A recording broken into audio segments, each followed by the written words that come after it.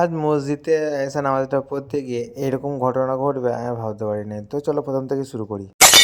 আজ শুক্রবার এদিকে গোসলটা করে রেডি হয়ে বেরিয়ে চলে এলাম আমি বাড়ি থেকে। এদিকে হাঁটতে হাঁটতে আমি চলে এলাম আমাদের বাড়ি থেকে বেরিয়ে। আর এদিকে আসতেই দেখি আমাদের পাড়ার ছেলেগুলো নাকি এরা কাগজ কেটে লাগাচ্ছে আর এরা আমাদের পাড়াটাকে সাজাবে। আর এদিকে দেখতে দেখতে আমি চলে গেলাম মসজিদ। এইদিকে মসজিদে জুম্মার নামাজটা আদায় করে বেরিয়ে চলে এলাম মসজিদ থেকে। আর এখন তো রোজার মাস, বুঝতেই পারছো, এখন তো কোনো মিষ্টি পড়ে নাই। আর এদিকে দেখতে দেখতে আমি চলে এলাম আমাদের বাড়ির উদ্দেশ্যে। আর বাড়িতে আসতেই দেখি আবার চোখে পড়লো পাড়ার ছেলেদের সে সাজানো কাগজগুলো। এদিকে এখনো এটা কমপ্লিট করতে পারে নাই। আর তোমাদেরকে আগের দিনকে বলেছিলাম আমার রাতের লাইটগুলোকে দেখাবো তোমাদেরকে জ্বালিয়ে। আর দেখতেই পাচ্ছ কত সুন্দর লাগছে। আর এইগুলো আমি সাজিয়েছিলাম আগের দিনকে, আর আজকে সেটা লাইটিংটা তোমাদেরকে দেখালাম। আর এদিকে মসজিদে চলে এলাম। মসজিদ থেকে এসে নামাজটা পড়ে বেরিয়ে আসতেই দেখি এরকম ঘটনা। আর পানি তো ছেড়েও ছাড়ে না, কি আর বলবো। আর দেখতেই পাচ্ছ তোমরা, তোমাদের কিন্তু বলার আর কিছু নাই। আর এখানেই আমার মিনি ব্লগটা শেষ করলাম। সবাইকে আলবিদা, রমজানুল মুবারক।